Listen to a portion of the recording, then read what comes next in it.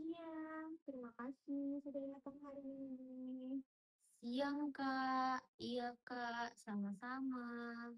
Kalau boleh tahu, ini dengan siapa? Perkenalkan, Kak, nama saya Kartini. Saya dari jurusan PGSD. Oke, Kartini, perkenalkan nama kakak Anissa. Kamu boleh panggil Kak Anissa ya. Baik, Kak Nisa. Bagaimana kabarnya hari ini? Alhamdulillah, Kak. Baik. Hari ini kamu ada kegiatan? Iya, Kak. Tadi pagi saya ada kegiatan. Oh, kegiatan apa kalau boleh tahu? Tadi pagi saya ada lomba futsal antar lokal, Kak. Wah, serunya. Jadi gimana rumahnya Kartini? Sedikit kecewa sih, Kak, karena tim dari kelas kami kalah. Oh, nggak apa-apa. Menang dan kalah kan hal yang biasa. Yang penting kan pengalamannya. Oh iya Kak, benar juga ya. Sebenarnya kemarin itu lombanya mendadak Kak. Oh, kenapa? Kemarin kami sudah melakukan persiapan untuk mengikuti lomba. Bahkan kami sudah merencanakan latihan. Namun pelatih mengatakan kami tidak jadi ikut bertanding. Tiba-tiba H-1 sebelum pertandingan, kami diberi informasi mendadak, Kak, kalau besok kami harus bertanding.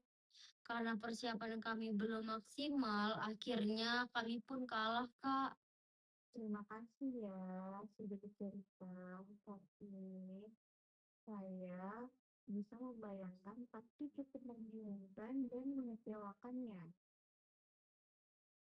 Sudah sempat dibatalkan ikut lomba, lalu tiba-tiba diminta bertanding H1 tanpa persiapan yang cukup. Iya, benar, Kak. Itu jadi pelajaran sih buat saya. Oke, sebelum kita mulai, Kakak kasih tahu dulu ya bahwa sesi konten kita hari ini akan berlangsung sekitar 45 menit sampai 60 menit. Dan semua kamu ceritakan akan kakak jaga kerahasiaannya. Baik, Kak. Sudah siap bercerita? Ya, Kak, sudah. Oke, silakan. Saya akan mendengarkan. Saya orangnya gampang panik, Kak. Terutama kalau ada sesuatu yang mendadak gitu. Mendadak seperti apa? Kayak tiba-tiba dosen chat suruh ketemu sekarang. Atau ada info penting yang nggak saya prediksi sebelumnya. Padahal mungkin sebenarnya biasa aja, Kak. Tapi tubuh saya langsung bereaksi.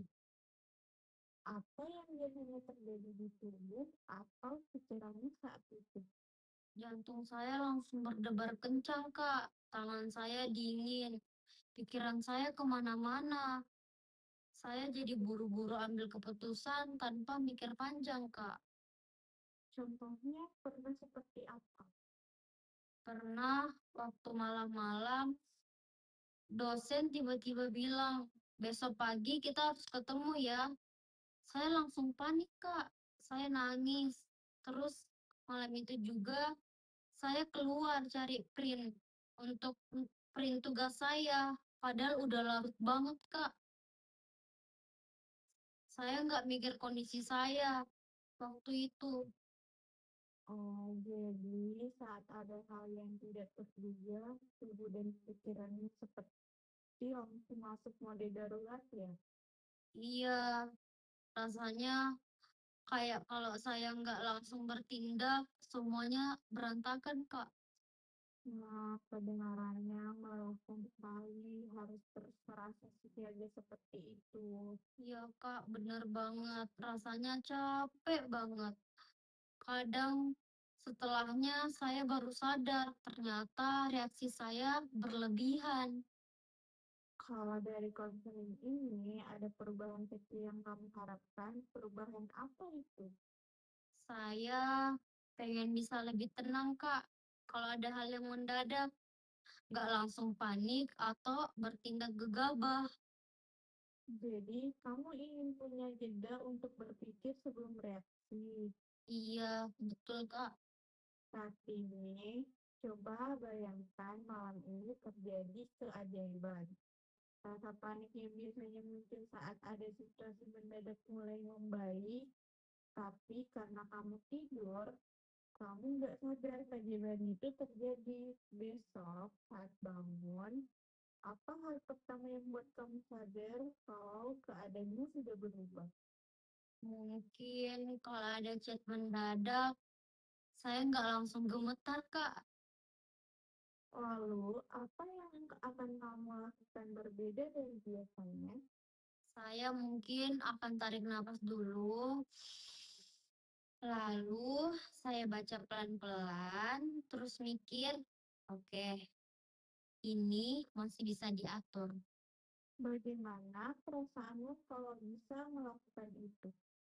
Rasanya mungkin lebih lega, nggak dikontrol oleh rasa takut terus, Kak. Pernah nggak ada situasi mendadak tapi kamu berhasil tetap lebih tenang dibanding biasanya? Pernah sih, waktu teman tiba-tiba minta bantuan presentasi. Awalnya saya panik, Kak, tapi saya sempat diam, da, sta- tapi saya sempat diam dulu sebelum menjawab. Apa yang membantu kamu waktu itu? Kayaknya karena teman saya bilang, gak usah buru-buru, Tin. Jadi saya merasa masih punya waktu, Kak. Menarik. Berarti sebenarnya kamu mampu lebih tenang ketika merasa tidak ditekan waktu. Iya, Kak, benar seperti itu. Kalau kita pakai skala 0 sampai 10, 0 artinya panic attack, sangat menguasai hidupmu, dan 10 artinya kamu bisa menghadapi situasi mendadak dengan lebih tenang. Sekarang kamu ada di angka berapa? Mungkin untuk saat ini saya berada di angka 4, Kak. Kenapa kamu memilih angka 4? Karena sekarang saya mulai sadar kalau reaksi saya sering terlalu cepat. Dulu saya bahkan nggak sadar, Kak. Kesadaran itu langkah besar, pasti. Tapi saya masih sering gagal ngontrol diri, Kak. Tidak apa-apa. Dalam proses perubahan, langkah kecil tetap berarti. Menurutmu, apa yang bisa membuat angka 4 naik jadi 5 minggu ini? Mungkin saya mau coba berhenti sebentar sebelum bertindak. Minimal saya tarik napas dulu sebelum balas chat atau pergi kemana-mana, Kak. Oke, itu strategi yang bagus dan realistis.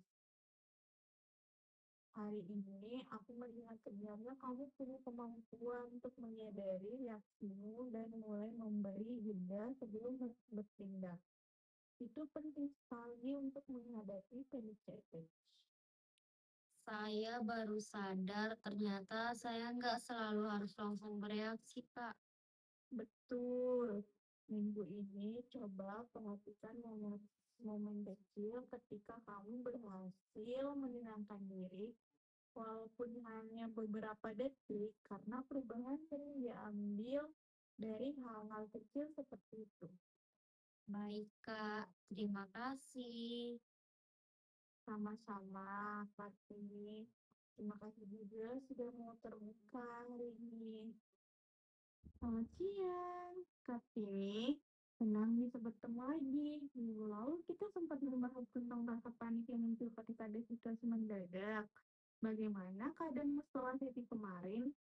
Masih ada panik sih, Kak. Tapi saya mulai coba tarik napas dulu sebelum saya bereaksi. Bagaimana rasanya saat mencoba itu? Lumayan membantu. Walau nggak langsung tenang banget, tapi saya nggak sekios biasanya, Kak. Itu perkembangan yang bagus. Ada contoh situasi minggu ini yang sempat membuatmu panik? Ada, Kak. Dosen tiba-tiba ubah jadwal bimbingan dan meminta saya datang lebih cepat. Biasanya saya langsung gemetar dan buru-buru pergi tanpa mikir. Tapi kemarin saya sempat duduk dulu beberapa menit, Kak. Apa yang berbeda ketika kamu duduk dulu sebelum bertindak? Saya jadi bisa mikir, ternyata waktunya masih cukup. Saya nggak perlu langsung lari panik. Menurutmu, apa yang membuat kamu bisa melakukan itu kali ini? Mungkin karena saya ingat kata Kak Anissa soal memberi jeda. Jadi saya coba tahan diri dulu, Kak. Dan ternyata kamu berhasil melakukannya. Iya, walaupun masih deg-degan. Tidak harus langsung nyerah total. Fakta bahwa kamu bisa mengurangi kepanikan dan mulai berpikir lebih tenang itu sudah perubahan besar. Saya baru sadar, biasanya saya selalu merasa semua hal mendadak itu bahaya, Kak. Saat kamu berhasil duduk dan menenangkan diri kemarin, apa yang kamu katakan ke diri sendiri? Saya bilang, tenang dulu. Belum tentu seburuk yang dipikirkan. Gitu, Kak. Bagaimana pengaruh kalimat itu ke tubuhmu? Napas saya jadi lebih teratur, Kak. Oh, berarti tubuhmu mulai merespon ketika pikiranmu lebih tenang. Iya, biasanya saya langsung mikir buruk duluan. Kalau minggu lalu kamu merasa ada di angka 4, sekarang kamu ada di angka berapa? Mungkin 5 atau 6, Kak. Apa yang membuatmu angkanya naik? Saya mulai merasa nggak semua situasi mendadak harus langsung ditakuti. Dan saya bisa berhenti sebentar sebelum saya bertindak, Kak. Bagus sekali. Menurutmu, apa yang akan terlihat kalau nanti kamu naik ke angka 7? Mungkin saya bisa menerima kabar mendadak tanpa langsung panik fisik, Kak. Saya tetap kaget, tapi nggak sampai kehilangan kontrol. Kalau suatu hari nanti ada pesan mendadak lagi dari dosen tengah malam, versi Kartini yang lebih tenang akan melakukan apa? Saya bakal baca dulu baik-baik, terus cek apa yang benar-benar harus dilakukan malam itu dan apa yang bisa disiapkan besok. Jadi nggak langsung bertindak impulsif, Bagaimana perasaanmu membayangkan bisa seperti itu? lebih ringan, kayak saya punya kendali lagi, Kak. Oke, hari ini aku melihat kamu sudah mulai membangun kemampuan untuk memberi jeda, berpikir, dan menenangkan diri sebelum bereaksi. Itu langkah yang sangat penting dalam menghadapi panic attack. Saya juga mulai merasa lebih percaya diri, Kak, sedikit. Pertahankan langkah kecil itu. Tidak perlu sempurna. Yang penting kamu mulai menyadari bahwa kamu mampu mengendalikan responmu sedikit demi sedikit. Baik, Kak Nisa, terima kasih banyak ya. Sama-sama, Kartini. Kamu sudah bekerja keras sejauh ini. Iya, Kak.